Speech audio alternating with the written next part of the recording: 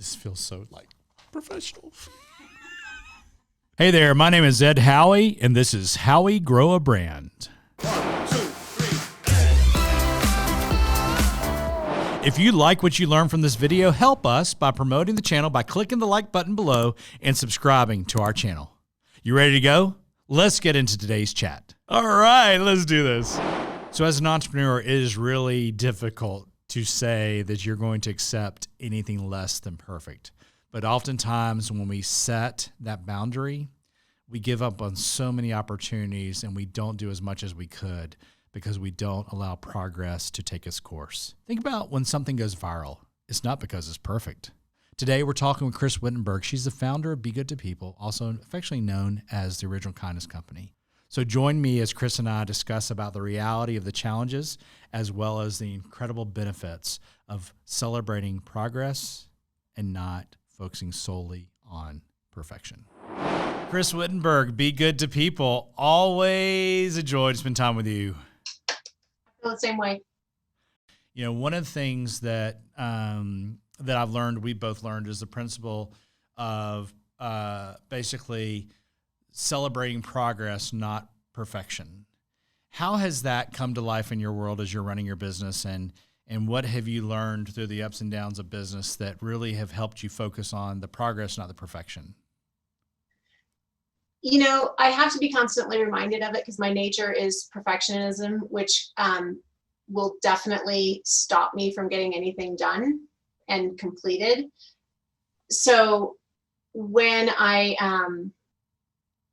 need to practice it every single day, because having a perfect step forward may never happen. But if you have a step forward and then another step forward, you're going to build a habit, which is great, and perfection will come as you're building it and learning it. But if you focus on perfectionism and getting things exactly right every time, you're not going to get it done, because it's really hard to make things perfect. It is, and I have found that this is a principle that is hard to explain to your employees, your team, because it's not saying you don't want things done to the best of their ability, but it's like, have that expectation, but balance it with a healthy dose of grace. What I've learned is not everybody's looking at you, not everybody's looking, the things that you're noticing as not perfect. Very few, if any, people are going to notice it. Well, you know, that's the reality, though, is that as entrepreneurs, we build out our workflow process and we try to have things all set. But things happen, things come up. As an entrepreneur starting out, what is that first step I have to hit to where I know that I haven't made the wrong decision, or I haven't tanked my family's long-term fortune, or have to lose the house, that kind of thing. Because frankly, not every business idea is a good idea. And there's a lot of entrepreneurs that go off for something that's all emotion and perhaps it wasn't fully vetted, okay? So let's just say you vetted your idea and you get to that first point where you go, okay, I haven't screwed up.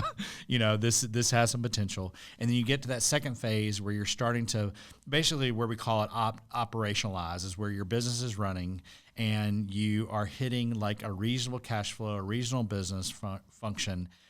But then, and this is actually part of our formula for Woo, is that whole optimize, which I think is really where you're in your business right now. It's how can you make things run even more efficiently, more effective, and really that there's no governor to the number of customers you can serve. You know, what's interesting is that our principle of Woo is winning others over and over. And the more I learn about your brand, it seems like almost every transaction y'all generate wins that customer over and over and leads to another transaction. Talk about that dynamic with Be Good to People and what you see from the customer buying one item and then what happens after that.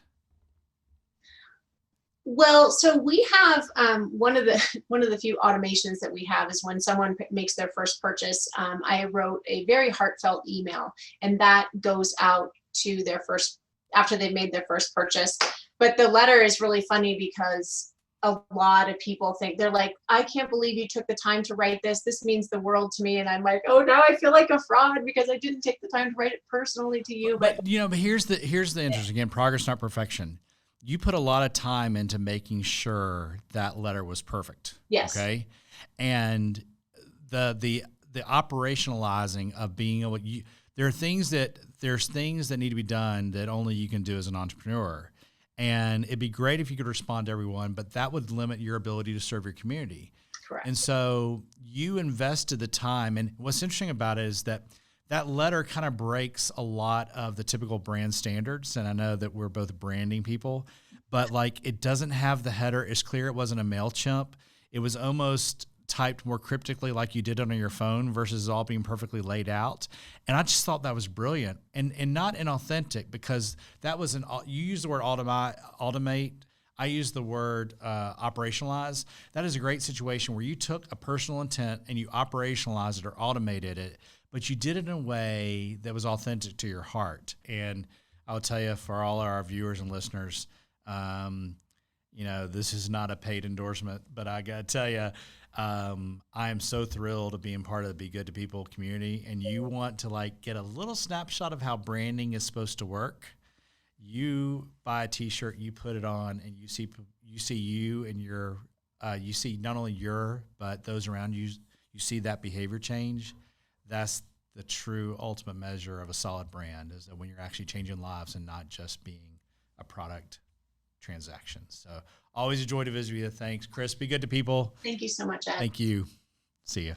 Bye. Hope this helps and inspires your day. If any of this works in your business this week, I'd love to hear about it in the comments, or hey, just message me.